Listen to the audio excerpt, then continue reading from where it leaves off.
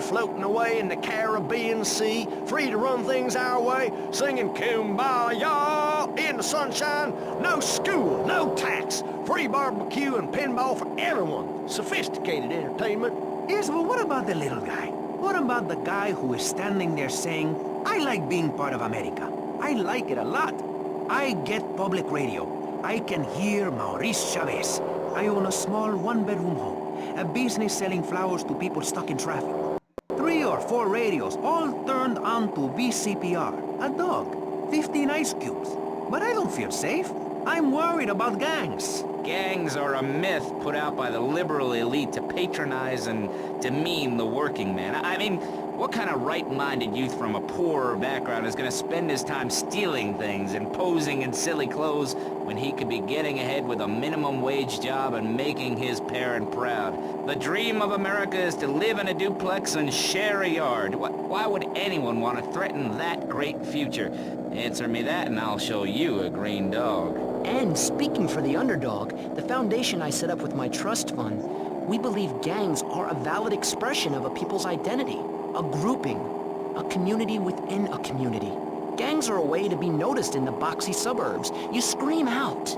Rather than urinate at the edge of your camp like a proud native, we spray paint our names on the walls of the mall to ward off predators. And that's supposed to terrify people? No.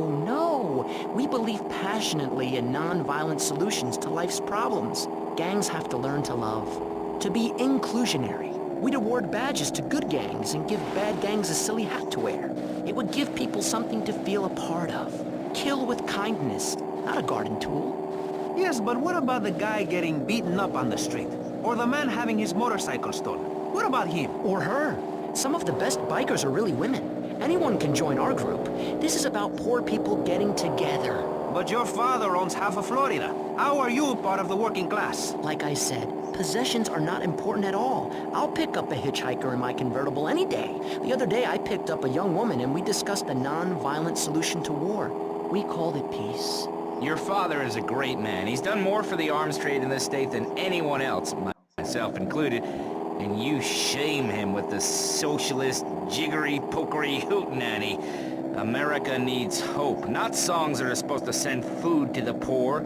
Songs will get you nowhere. This country needs something to aim for, like being rich and laughing at poor people, or being in government and laughing at the electorate. Now, Mr. Shrub, let's not make this personal. I appreciate your attempt to press the point, but we are here to rest the issue. My city is in trouble. And I think we're not really providing any serious solutions. So far, we've got secessionism, rearing its ugly head for the first time in a century and a half.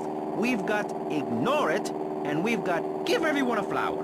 You're all a little unrealistic, yes? Come on now. My friend. Maurice? Not to say over-opinionated and moronic, Mr. Grayshaw, how do we stop people running amok in the city with machine guns and heavy artillery? You've got to give a man a chance. Prisons are overflowing with wasted potential. Make the guilty men innocent once more. Free them from themselves. How? How on earth do you do that? Well, you could let them off. Marvelous. Great. That's a sensible plan. Then they wouldn't be guilty anymore. We've been doing that for years, you idiot. How do you think we'd keep prison costs down? They ain't by magic or cooking the books. We save that for education.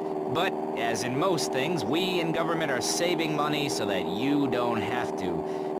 When we spend less money on services, more goes to administration salaries and expenses, which helps make lives a lot less difficult for everybody. It's a